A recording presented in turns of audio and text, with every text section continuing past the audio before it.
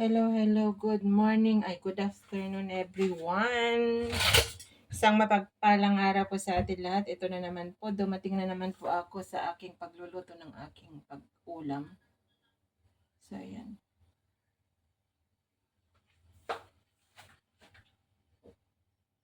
At ang aking recipe for today is chicken curry, guys. So, sana samahan nyo ako hanggang matapos ang aking pagluluto. Ito po yung curry sauce ko, guys. Yung chili. Ito. Ayan, ang curry sauce ko. Tapos, nag-prepared po ako ng patatas. And then, yung chicken.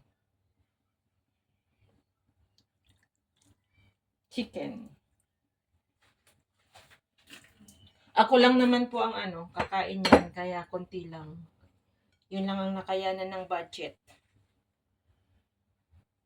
So, shout out sa lahat.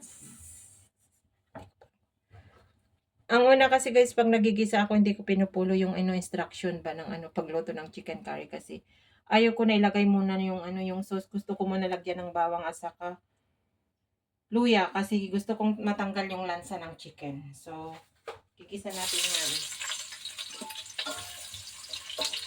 Alam nyo naman yung mga chicken dito guys, hindi kinakatay dito sa Singapore. From Malaysia or Indonesia. So, kailangan linisan mo mabuti yan. Kasi yung instruction ng paggawa ng ng chicken curry, kung meron ka ng sauce na ganito kasi andito na lahat yung ginawa mo na may na to yung turmeric, red chili, small onions, tapos i-grinds mo, tapos lutuin mo with the curry powder. Pero gusto ko kasi igigisa ko muna yung chicken. So ayan, para maano yung lansa ng chicken. Tapos lagyan ko ng konting sibuyas. Yan. Ito po ay yung way ko na pagluluto. Hindi po ako perfect na magluto, pero yung way ko lang po to, yung gustong gumaya yung yung recipe ko. Yung prito follow.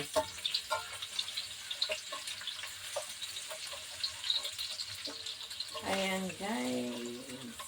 And of course, gisain na natin yung at pasensya na kung medyo malayo yung ko tripod ko kasi nga lagi ko sinasabi masikip dito sa kitchen. Halos wala akong pagpatungan. Alam niyo ba kung saan nakapatong itong tripod ko? Kawali. Para lang makuhanan yung dinuluto ko. Ayan. So, lalagay ko na po yung chicken.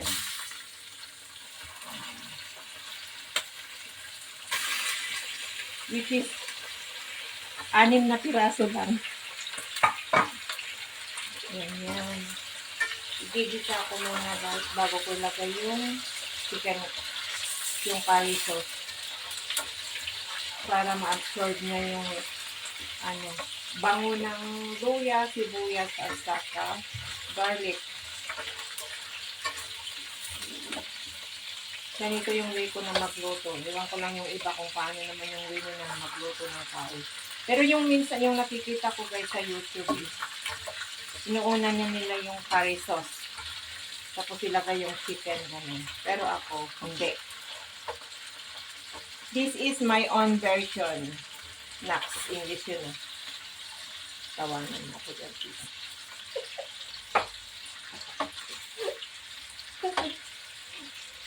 Ayan.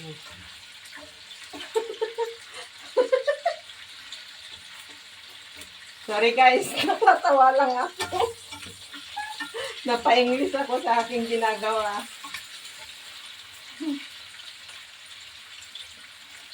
Ayan. So, bawat kain, 2 slice. So, pwede kong ikain ito ng 3 kainan. Kasi, 6 na piraso Ang mahal kasi Yan lang ang kaya ng bulsa ko guys. Nandyan ka pa ba? Titinigin mo. Ha?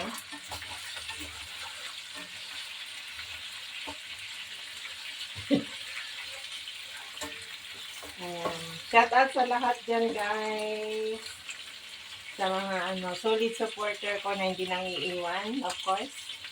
Sa aking sister Marites Pancito, Ate Estela. Thank you so much sa pangapabigi niyo dyan. And Brother Project 89, Sis Brenda, Guapo Ragon, GPC, thank you sa mga help niyo po sa akin. And kapatid Joel de Guzman, salamat sa mga patamsak.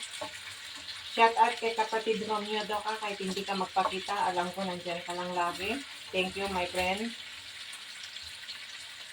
Kay Sis Lydia, kapatid Philmax, shout out.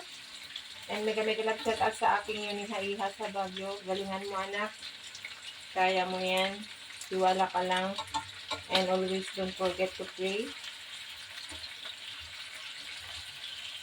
I love you.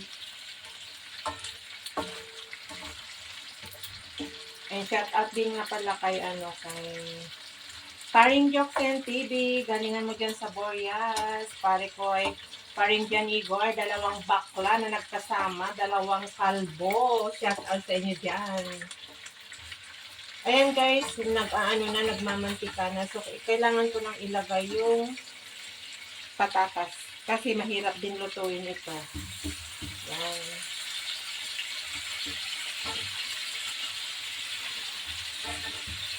Yan guys. Yung patatas, kahit hindi ka na kumain ng kanin, pwede na yan. Kasi carbs din yung patatas, guys. Substitute ng rice. Mabigat rin sa sikmura yan. Ayan. Pwede rin na hindi ako kakain ng kanin, ganyan lang. Tapos, dalawang slice ng or isang slice ng bread na yung wholemeal bread. Pwede na yan. Pero nagluto po ako ng rice na red rice and brown rice kasi 2 days na hindi ako kumain ng rice. Papansit-pansit lang ako and vegetable. Meron nga pa pala akong ampalaya sa okra dyan sa rep.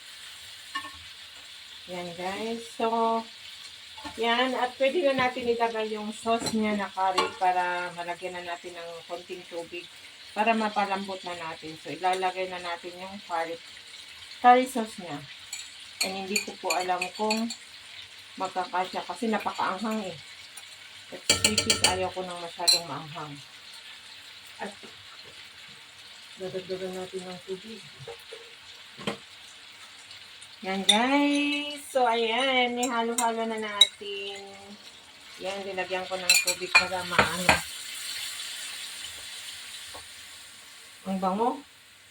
Yan. Ang bango yung chili sauce, ay yung curry sauce ko. Pero, sana wag masyado maanghang to kasi ang pula. Ang sarap sis yung amoy.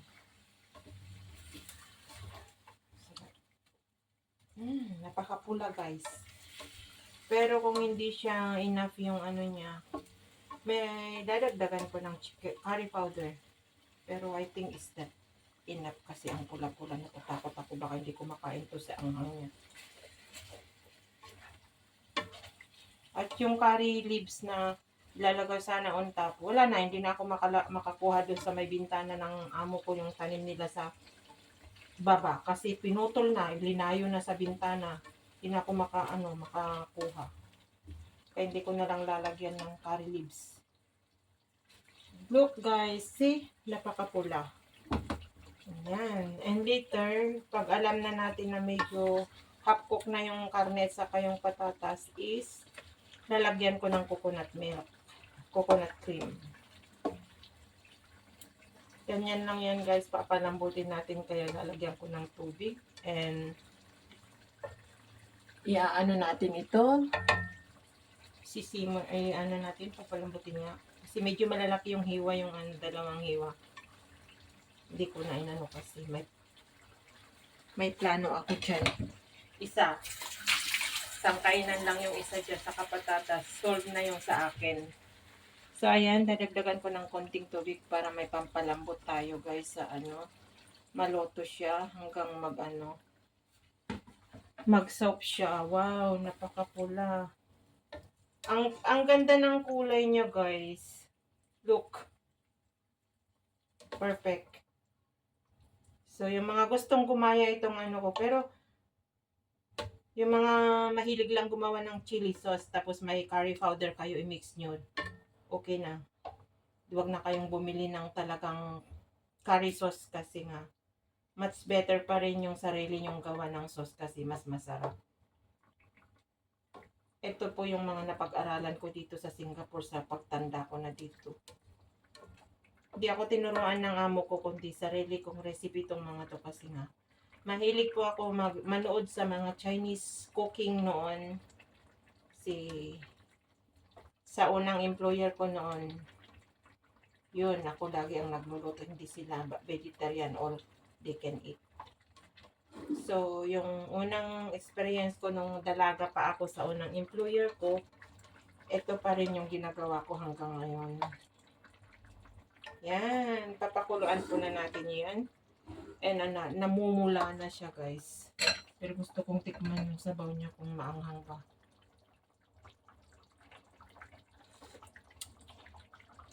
Wow. Chicken curry nga naman ang anghang. Ang anghang. Pero ang sarap. Wala pa akong linalagay na asin. Anything else. Wala pa talaga, guys.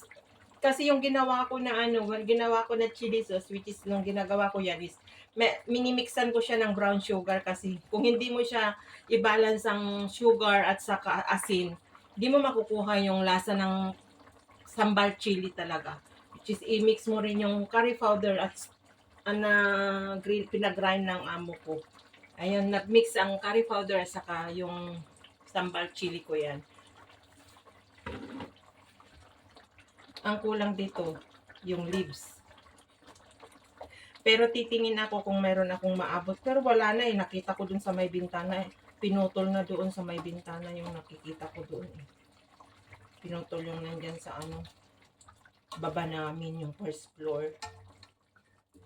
So, ayan. Wala, nagmamantika na yung pula niya. Oh my God. Looks yummy. Pero nagutom na ako sa kulay pa lang. Yan guys. So,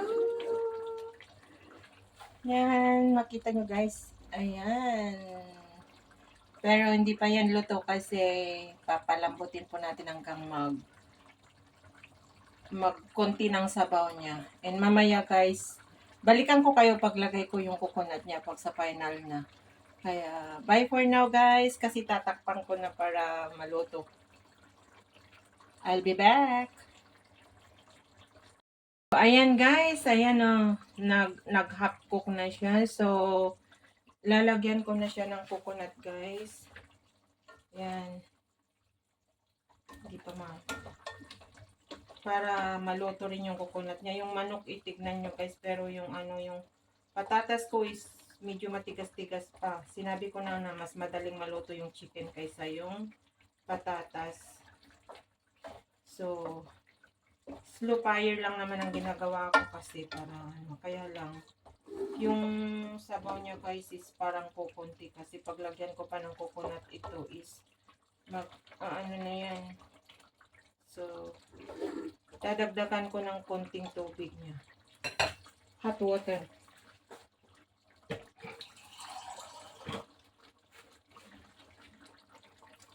Yan guys, dinagdagan ko ng hot water para paglagay ko ng paglagay ko ng coconut is tamang-tama na lalapot.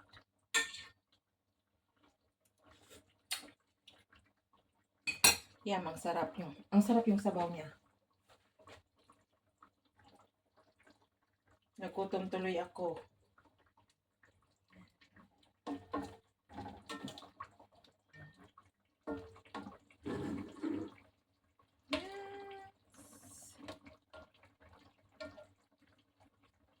Yes.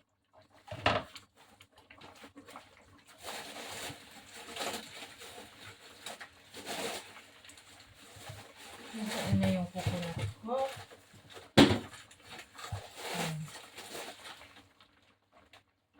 Mamaya ayusin ko pa yung mga damit ko, labahin ko, lagay ko sa drawer ko kasi kung muna dito sa may laundry ang kalat, tapos mag-mop ako.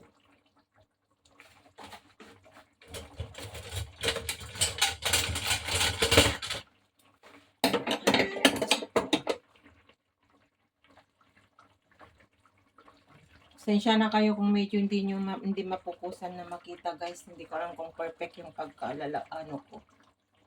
So ayan.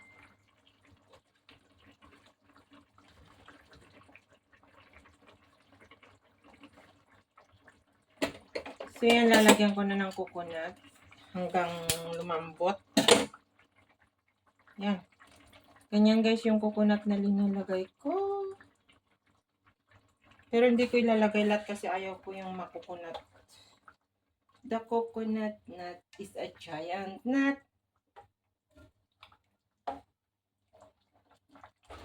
Hala, ang ganda ng kulay niya talaga. Napakapula. Talagang karing-kari siya. Perfect. So, yan guys. Papalambutin ko ito hanggang konti na lang yung sabaw niya. Yun ang perfect na chicken curry. Pero soft na yung chicken. Oh my God. Maano na. Yung patatas, half cook pa lang. Nagmamantika siya. Kasi nga yung curry ko is mamantiks. Tama na ba? Ayoko nang dagdagan yung coconut, half lang.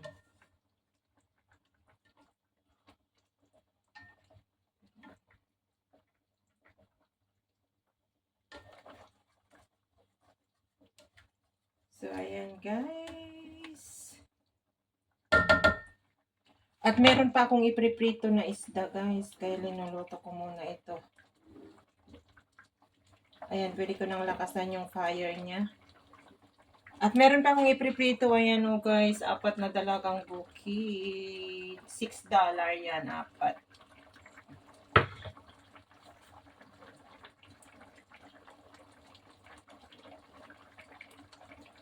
Yan, yung tira ko na coconut, pwede kong ilagay sa ref kasi kung gusto ko na naman magluto na may coconut is magagamit ko.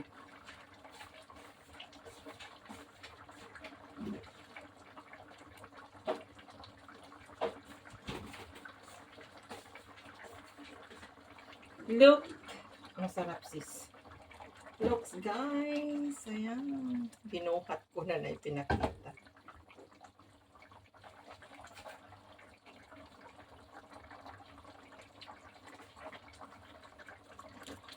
Look. Ayan. Kumukulo-kulo na.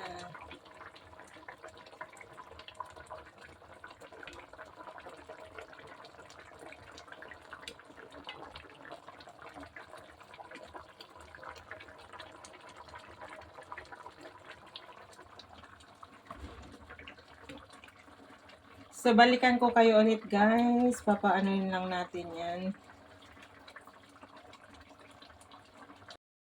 So, ayan guys. Malapit na maluto. Napakaanghang. Diyos ko Lord, tinikman ko, napakaanghang. Hindi ko alam kung maano ko to, ma-enjoy kong kumain. Pero kaya ko naman kasi sanay na ako sa maanghang. So, ayan guys. Oh, looks so yummy.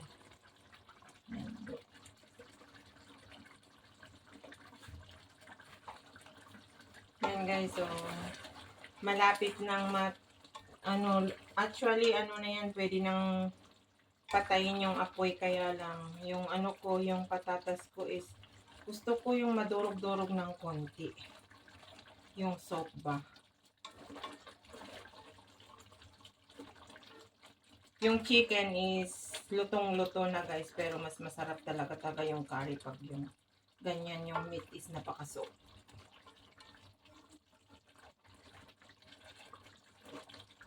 Ayan. Yan guys, ang aking chicken curry. Yan. Nung linagyan ko ng coconut, nawala na yung pula niya kasi nalagyan niya ng coconut. Na-mix na ng coconut. Ayan, naging maputi na. Ay, na yan, nag-mix na talaga ang red at saka white. Pero karing-kari pa rin. Look. Yan guys, oh. Ayan.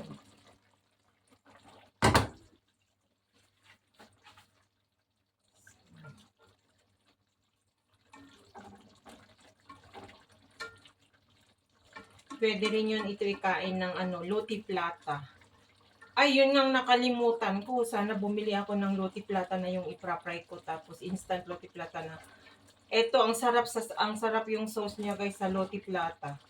Which is nagkaroon ako ng idea. Tomorrow morning pupunta ako sa may ESO at bibili ako ng roti plata. Kasi hindi ko naman to mauubos. Yan. Kasi ito yung chicken curry ang mostly ng mga Indian, mga Chinese guys. Ang ipinapartner nila talaga sa chicken curry is mga roti plata. So, or rice, ganun. Pero sa akin, nakalimutan ko. Dalawang different way ng pagluto ng curry. Pwede mo rin lagyan ng guys, ng repolyo, cabbage.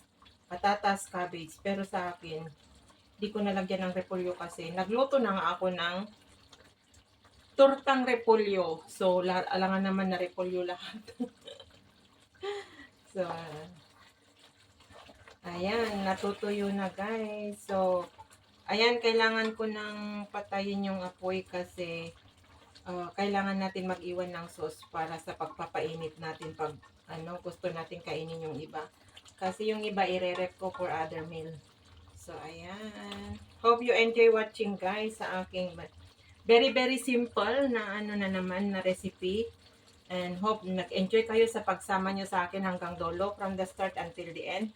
Maraming salamat guys. Mega love shout out again and again. Sana guys nakikiusap ako pag panoorin yung aking mga uploads. Sana wag naman po kayo mag-skip ng ads. Parang awan nyo na para sa aking revenue.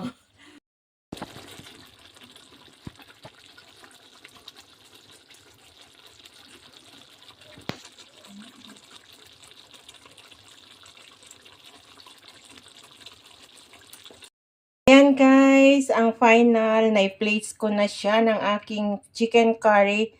Finished product ng aking chicken curry. Looks so yummy, delicious, pero napakaanghang. Sa kulay pa lang, super anghang na sa. Kaya shout out dyan sa mga mahilig ng maanghang, sa mga Bicolano dyan. Shout out, ayan. Ito ang mga favorite ng mga Chinese din. At mga Indian, maanghang. So, yan guys ang finished product ng aking chicken curry. Very simple recipe guys. Hope you'll enjoy watching hanggang sa dulo. Bye! Love you all!